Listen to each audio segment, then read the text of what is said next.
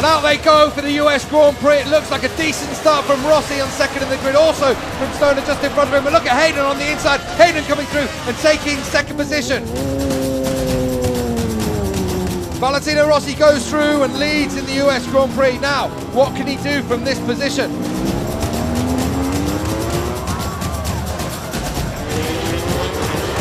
Now what we're going to see here as they come into turn one across the start-finish line. We're on board with Nicky Hayden, but it looks as though Stoner, who's just set the fastest lap of the race at 1:22.3.